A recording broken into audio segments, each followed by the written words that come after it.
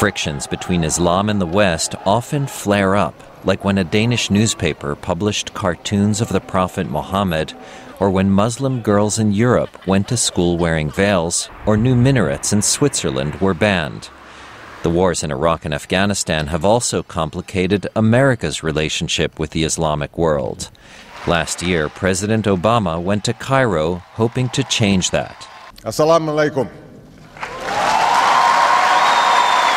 He extended the traditional Muslim greeting and said that while he's a Christian, his father's family includes generations of Muslims.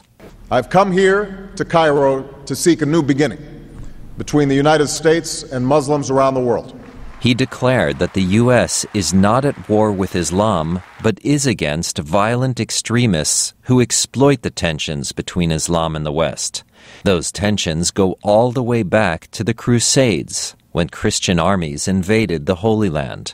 But there have also been times of harmony in history, like in medieval Spain. Also, would you make everyone aware that we're going to be seeing some tape? Since the September 11th attacks, attempts to bridge the differences between the two civilizations have acquired a new urgency. Recently, Sunni and Shiite clerics met with Christian counterparts at the National Cathedral in Washington. Professor Ahmed El-Tayeb of Al-Azhar University in Cairo said the president's speech there was a landmark.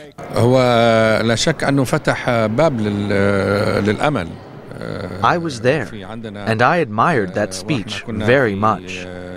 But we are still waiting to see practical results. He says the U.S. shouldn't side with Israel or fight wars in Muslim countries. Fuad Ajami heads the Middle East Studies program at the School of Advanced International Studies in Washington. I think in many ways some of the issues that President Obama raised were legitimate ones, but he overpromised. He overpromised, and eventually he was going to come down to earth. Ajami says there's only so much an American president can do. He says the conflict is actually within Islam. In fact, what has happened over the last generation is that Islam has been hijacked for all practical purposes by the most extreme elements in the Islamic world. And you have these radical preachers in Yemen, you have these radical preachers in South Asia, you have these radical preachers in Pakistan. And I think that the Muslims finally awakened to the fact that their faith is in danger, that their faith has become in many ways synonymous with radicalism. The president's task is not easy. At home, critics accuse him of apologizing for America.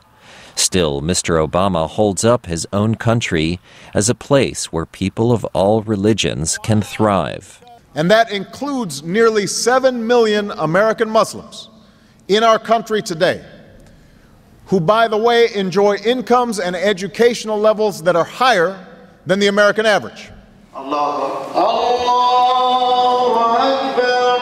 Several hundred Muslims worship every Friday at the Islamic Cultural Center here in Washington, D.C.